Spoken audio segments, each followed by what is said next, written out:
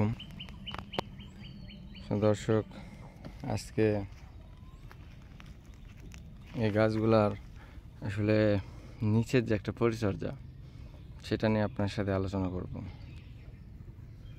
আলোচনাটা হলো আমার এই গোড়াতে তো অনেক ঘাস, এই ঘাসগুলা গোড়াতে অনেক ঘাস হয়।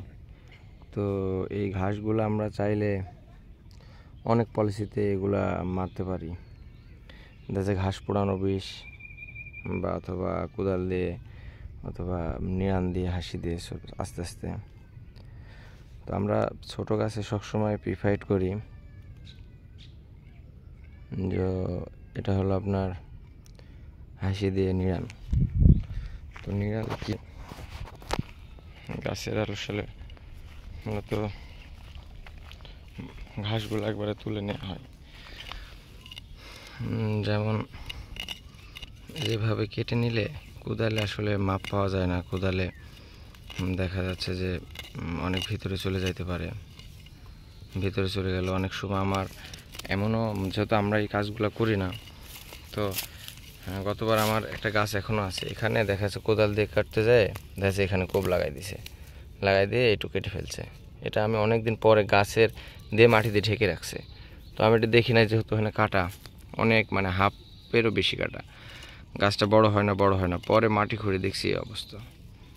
তো তারপর থেকে আমি এগুলো আসলে হাসি দিয়ে এভাবে নিড়াই নিই। তো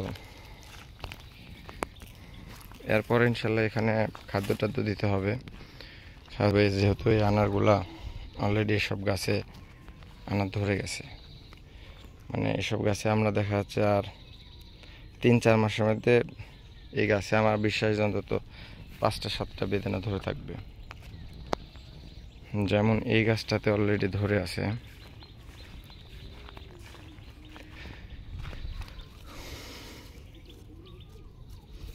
দেখেন ধরে আছে, এই যে এনার অলরেডি ধরে আছে এখানে 3টার জন্য পাইছেন।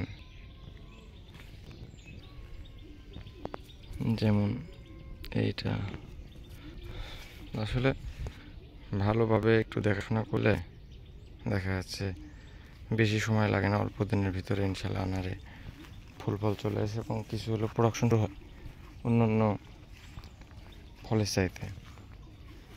যেমন এই গাছগুলোর এখন ধরেন 18 মাস বয়স, এগুলো এই গাছ গেলে অলরেডি 30-40টা ধরে আছে। এই গাছটাতেও মাশাআল্লাহ অনেক ধরে আছে ইনশাল্লাহ।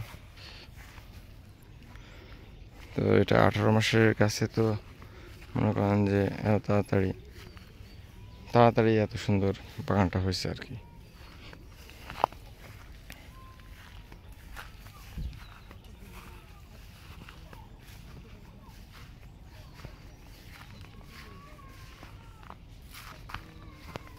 এখানকার আনার কটা দেখায় আপনাদেরকে।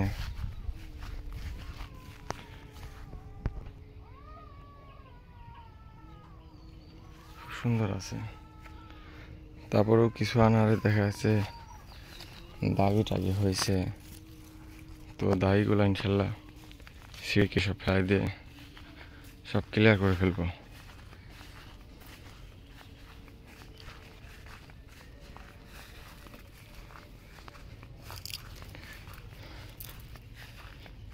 যেমন এই গাছগুলো দেখেন, এই গাছগুলো 1 বছর বয়স।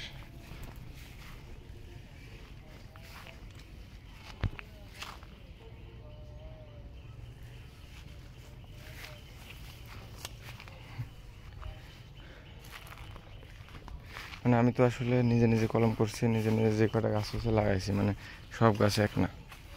যেমন এই গাছটা দেখেন, আল্লাহ দিলে এত সুন্দর কালার, ঠিক আছে।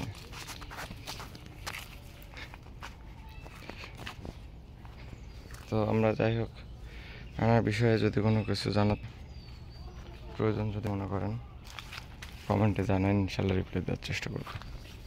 ঠিক আছে, সবাইকে ধন্যবাদ, ভালো থাকবেন, সুস্থ থাকবেন, আসসালামু আলাইকুম।